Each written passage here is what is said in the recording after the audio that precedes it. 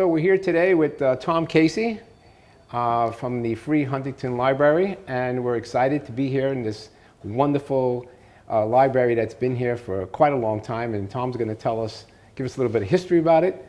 And it's right here in Westchester Square, which makes it very interesting, to the Bronx and the history of the Bronx. So we're really pleased to be here today. So Tom, tell us, how long has this library been here? I think it's been here quite a long time.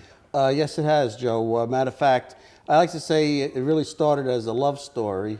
Back in 1876, Peter Van Schiack's wife died, and he decided to put in his will that when he passes away, this library will be built, dedicated to his wife, Elizabeth, and donated to the town of Westchester. So when he passed away in 1880, the trustees purchased the property, built it, endowed it, put books on the shelf, and donated to the town of Westchester. The only library in the entire borough of the Bronx, which was really lower Westchester at the time. And unfortunately, the townspeople rejected it, and it stood vacant until Mr. Carlos P. Huntington moved out to Throg's Neck. And we believe his wife Arabella told him, there's a library there that needs to be endowed, and he endowed it, opened it up to the general public October 1891, and this is really our 125th year we're coming up on. This is a beautiful Victorian building.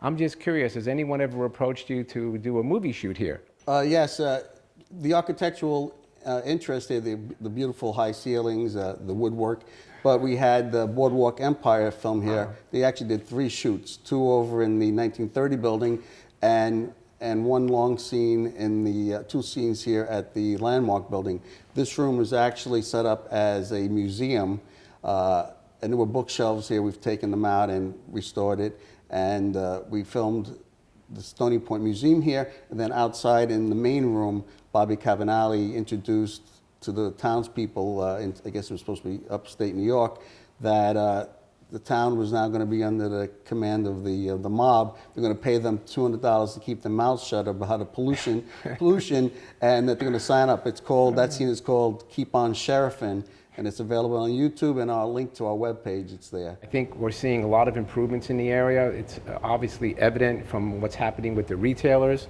There's exciting things happening at Olin Dolan Park. I know that's been refurbished.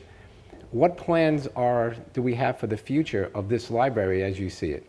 So we had about 3 sessions of poetry writing here also on Saturdays. We've had arts and crafts continually for many, many years on Saturdays with the Bronx Council of the Art. For the first time put a play on here. It was about Bessie Coleman, the first African-American international pilot in the country. And so we're doing more community art type of events. So this is our chess. This is our chess room, or the men's reading room. Of course, with a 1920s, 1930s typewriter. I like to tell the young students this is how we text in the old days. This is amazing. Yes.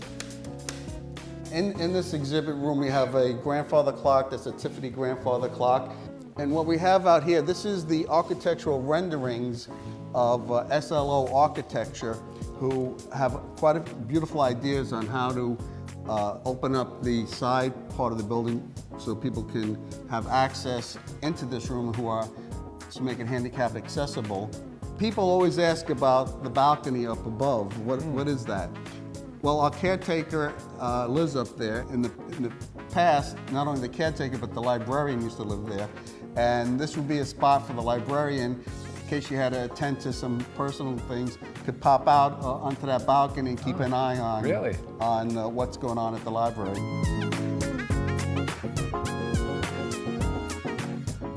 So let me ask you, if you could say something to the people in the Bronx, that many who don't even know that this library exists, what would you say to them today? What would you encourage them to do?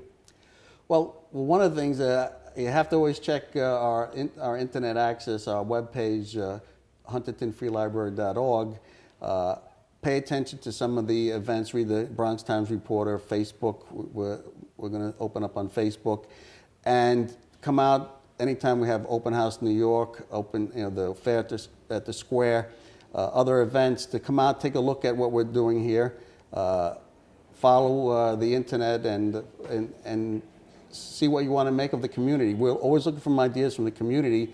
People who have, I've had some community people want to do some gardening in the back. So I said, look, if you want to garden, want to have a plan, maybe we could put a little space for you to do a little gardening work, a little vegetables. We'll work with you. Wonderful. So we'll work, and we'll partner with the high schools. We'll partner with the BID and Western Square's Zariga, and we'll go forward. Well, Tom, I want to thank you for taking the time to be with us today, and thank you for your service, for being here, keeping a tradition alive that just seems to be flourishing, and we're looking forward to what the future will bring right here at the Huntington Free Library. We expect there's been some very great things happening here at Westchester Square, and over the years I've seen the changes, and we're really starting to reach a really good milestone now. Good. Well, thank you very much for your time today. Very welcome, Joe. Thank you. Thank you for being here. Thank you.